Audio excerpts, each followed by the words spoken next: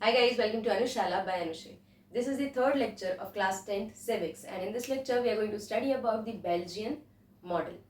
यहाँ पर हम देखने वाले हैं कि किस तरीके से इतनी ज़्यादा एथनिक डाइवर्सिटी होने के बाद भी बेल्जियम में दोनों communities French speaking as well as Dutch speaking communities जो कहीं पर मेजॉरिटी हैं और कहीं पर माइनॉरिटी हैं, ये एक साथ रहने को तैयार हो जाते हैं और बहुत ही ज़्यादा प्रॉपर तरीके से इनकी गवर्नमेंट काम करती है। यहाँ पर हमने जितने भी पॉइंट्स हैं उनको एकदम शॉर्टकट तरीके से लिख लिया है, जिसकी मदद से आपको रिवीजन करने में बहुत आसानी होगी। यहाँ पर अब अगर आप बोलोगे कि मैम इसको याद कैसे करेंगे, तो इसको तो याद करना ही पड़ेगा, लेकिन इसको याद कब करना पड़ेगा, समझने के बाद। तो यहाँ पे I will be explaining you each and every point in a detailed manner और फिर इसके बाद आप इसको जब कॉपी में नोट करेंगे तब आपको ये याद होने लगेगा। एक दो बार क्विक रिविजन्स की ज़रूरत पड़ती रहेगी। So if you people want, आप इसका स्क्रीनशॉट ले सकते हैं इससे पहले कि मैं इसको पढ़ा के ख़राब कर दूँ।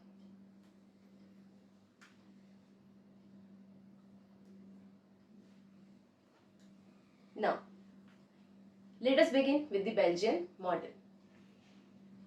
Equal representation of Dutch and French-speaking ministers in central government.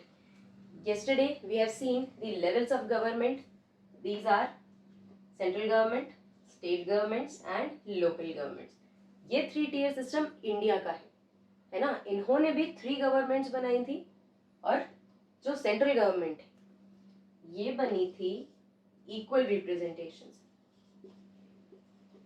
है ना। मतलब जब बेल्जियम की सेंट्रल गवर्नमेंट बनती है तो ये देखते हैं कि डच स्पीकिंग कम्युनिटी और फ्रेंच स्पीकिंग कम्युनिटी दोनों का इक्वल रिप्रेजेंटेशन होना चाहिए, दोनों के बराबर मिनिस्टर्स होने चाहिए सेंट्रल गवर्नमेंट में। सेंट्रल गवर्नमेंट मतलब पूरे बेल्जियम के लिए जो गवर्नमेंट बन रही है ना। लेकिन हमने जब प्रीवियस लेक्चर में देखा था कि बेल्जियम में, है ना, पूरे बेल्जियम में जो डच स्पीकिंग कम्युनिटी जो रहती है वो रहती है मेजॉरिटी में और फ्रेंच स्पीकिंग कम्युनिटी जो रहती है वो रहती है माइनॉरिटी में, है ना। तो मतलब कि जब सेंट्रल गवर्नमेंट बन रही है तब डच स्पीकिंग पीपल एक्सेप्ट कर रहे हैं कि जो फ्रेंच स्पीकिंग माइनॉरिटी है उसके भी इक्वल मेंबर्स कहाँ पर होंगे, सेंट्रल गवर्नमेंट में, है ना।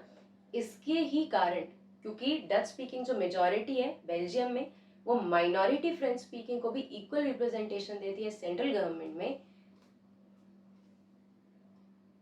यहाँ पर जो ब्रुसेल्स के लिए अलग से गवर्नमेंट बनती है, एक गवर्नमेंट बनती है ब्रुसेल्स के लिए अलग से। ब्रुसेल्स क्या है, दी कैपिटल ऑफ बेल्जियम। ब्रुसेल के लिए अलग से गवर्नमेंट क्यों बनानी पड़ी, क्योंकि ब्रुसेल में जो एथनिक कंपोजिशन है वो अलग है ना। यहाँ पर परसेंटेज चेंज हो जाता है, यहाँ पर फ्रेंच स्पीकिंग कम्युनिटी मेजॉरिटी में आ जाती है और डच स्पीकिंग कम्युनिटी माइनॉरिटी में आ जाती है।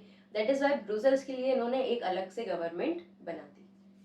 तो ब्रुसेल्स में जब गवर्नमेंट बनती है एक सेपरेट गवर्नमेंट बनेगी जिसमें इक्वल रिप्रेजेंटेशन होगा ऑफ बोथ दी कम्युनिटीज। अब देखो ये जो फर्स्ट पॉइंट है और ये जो फिफ्थ पॉइंट है ये आपको एक जैसा लग रहा होगा, क्यों, क्योंकि दोनों में ही एक ही बात लिखी, equal representation of both the communities. लेकिन इन दोनों में डिफरेंस क्या है। फर्स्ट पॉइंट बात कर रहा है पूरी कंट्री की गवर्नमेंट के लिए जहां पर हम दोनों को इक्वल रिप्रेजेंटेशन दे रहे हैं, और ये जो फिफ्थ पॉइंट है it is talking about a separate government in the Brussels. Capital city में एक सेपरेट गवर्नमेंट बनाते हैं जिसमें भी इक्वल रिप्रेजेंटेशन देते हैं। यहाँ पर जो मेजॉरिटी डच स्पीकिंग कम्युनिटी है ये माइनॉरिटी का इक्वल रिप्रेजेंटेशन एक्सेप्ट करती है। इसी के कारण ब्रुसेल्स में जहां पर फ्रेंच स्पीकिंग कम्युनिटी मेजॉरिटी में है और डच स्पीकिंग माइनॉरिटी में है, वहां के फ्रेंच पीपल एक्सेप्ट करते हैं कि यहाँ जो माइनॉरिटी 20% डच स्पीकिंग पीपल है ये भी इक्वल रिप्रेजेंटेशन देंगे। तो इसका मतलब क्या है, फर्स्ट पावर शेयरिंग का पॉइंट हम यहाँ पर देखते हैं कि दोनों टाइप की गवर्नमेंट में दोनों ही कम्युनिटी को इक्वल रिप्रेजेंटेशन देने की बात की गई है। और दोनों क्यों एक्सेप्ट कर रहे हैं, क्योंकि कहीं पर डच स्पीकिंग माइनॉरिटी में है और कहीं पर फ्रेंच स्पीकिंग माइनॉरिटी में है। दोनों ने थोड़ा थोड़ा कॉम्प्रोमाइज किया और इक्वल रिप्रेजेंटेशन को चांस दिया। Now no single community can make decisions unilaterally. Unilaterally मतलब एक तरफा, है ना।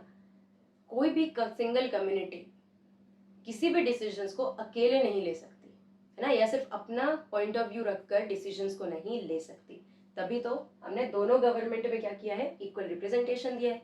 अब इक्वल रिप्रेजेंटेशन है तो मतलब हाफ हाफ पावर शेयर होगी। तो कोई भी डिस्कशन होगा या कोई भी डिसीजन को लेना होगा तो दोनों कम्युनिटीज आपस में बैठकर डिस्कस करेंगी, उसके बाद ही कोई डिसीजन लेंगी। और कोई भी कम्युनिटी अगर अकेले डिसीजन नहीं ले सकती तो क्लैशेस खत्म, है ना।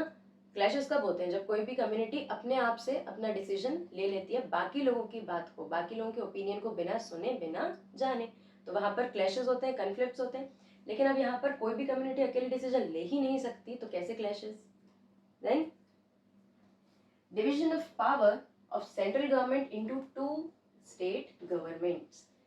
यहाँ पर जो सेंट्रल गवर्नमेंट की पावर है, इससे कुछ पावर लेके हमने किस में डिवाइड कर दिया, मतलब बेल्जियम में किससे डिवाइड किया है, 2 स्टेट गवर्नमेंट्स में।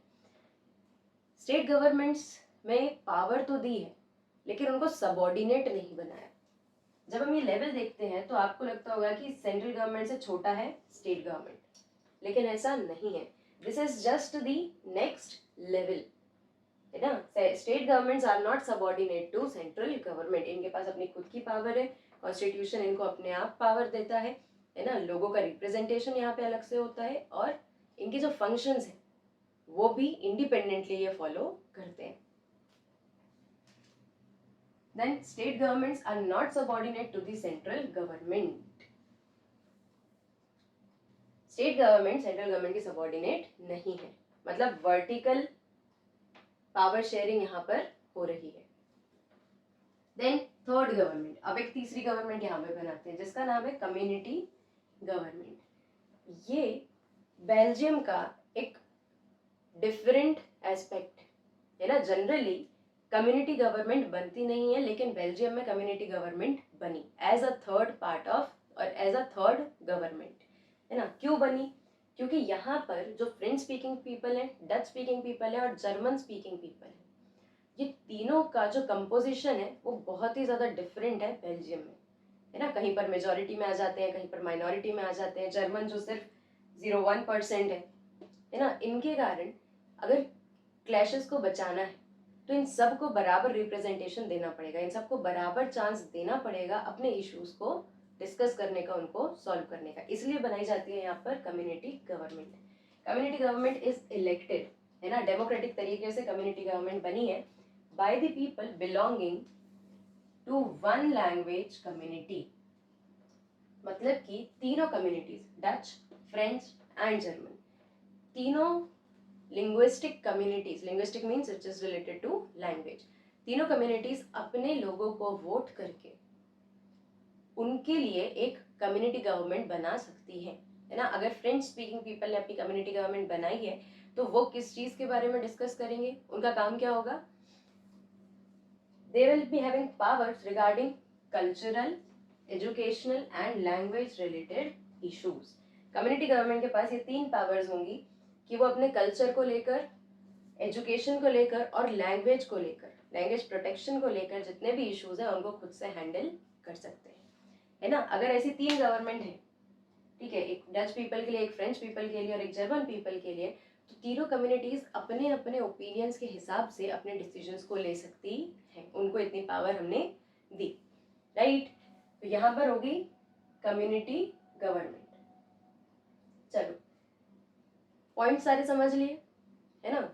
अब इन सब का एक सार देखेंगे, ठीक है। कैसे पावर शेयरिंग सबसे पहले किसके बीच में हुई, डिफरेंट कम्युनिटीज के बीच में, है ना। पावर शेयरिंग किसके बीच में हुई, डिफरेंट कम्युनिटीज के बीच में। फिर स्टेट गवर्नमेंट्स के बीच में, मतलब डिफरेंट लेवल्स ऑफ गवर्नमेंट के बीच में पावर शेयर हुई। एक तरीके से जो कम्युनिटी गवर्नमेंट बनी है ना, ये बहुत ही एडवांस फॉर्म हो गया है एक सोशल ग्रुप का, है ना। लिंग्विस्टिक बेसिस पर हमने क्या किया, यहाँ पर गवर्नमेंट बनाई है, ठीक है। इसका मतलब पावर शेयरिंग पीपल के बीच में भी हो रही है और गवर्नमेंट के बीच में भी हो रही है। और डिफरेंट कम्युनिटीज को एक साथ रखने का तरीका क्या है बेल्जियम का, बेल्जियम मॉडल सपोर्ट करता है कि सारी अलग अलग कम्युनिटीज एक साथ एक ही कंट्री में अगर अच्छे से रहना चाहती हैं, पीसफुल तरीके से रहना चाहती हैं, तो उसका एक ही तरीका है कि सब म्यूचुअली थोड़ा थोड़ा कॉम्प्रोमाइज करें और एक दूसरे के कल्चर को, एक दूसरे के लैंग्वेज को रिस्पेक्ट करें, ठीक है। यहाँ पर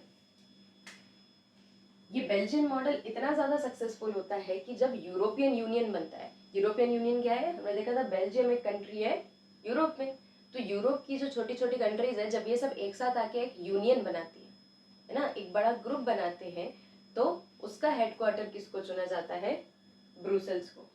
कहाँ गया ब्रुसेल्स, इधर है ना, उसका हेडक्वार्टर किसको बनाया जाता है, ब्रुसेल्स को। वाई, क्योंकि पूरे यूरोप के लिए ये एक बहुत बड़ी बात थी कि इतनी ज़्यादा एथनिक डाइवर्सिटी होने के बाद भी कोई कंट्री पीसफुल तरीके से चल रही है। Fine, so this was all about the Belgian model.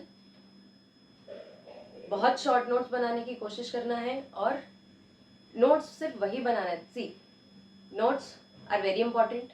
Y, क्योंकि अल्टीमेटली आपको सिर्फ वही चीज़ें याद रहने वाली है, पूरी एनसीईआरटी आपको याद नहीं रहने वाली। और नोट्स बनाने का सही तरीका क्या है, जितना शॉर्ट बना सको। शॉर्ट का मतलब ये नहीं कि आप इंपॉर्टेंट चीज़ों को छोड़ दो, शॉर्ट नोट्स का मतलब ये है कि आप जितनी ज़रूरी इंफॉर्मेशन है उसको प्रिसाइज वे में लिख लो, है ना। मोस्टली जब आप नोट्स बनाने जाते हैं तो आप एक दूसरी किताब छाप लेते हैं, इतने सारे नोट्स बना लेते हैं, दैट इज़ रॉन्ग, क्योंकि अल्टीमेटली वो पढ़ना आपको ही है, they are only for you, right. पर अपने हिसाब से अपने नोट्स बनाना ज़रूरी है। यहाँ से आप एक गाइडेंस ले सकते हैं कि कैसे हम एक 4-5 लाइन में, एक पैराग्राफ में पूरे जो कंसेप्ट है उनको सम अप करने की कोशिश करते हैं। So I hope I made the topic clear to you, you have understood the Belgium model, और यहाँ से आपको पावर शेयरिंग के कंसेप्ट भी समझ आए होंगे। But if you have any doubt, do ask me in the comment section, and don't forget to like, comment, share and subscribe. Thank you.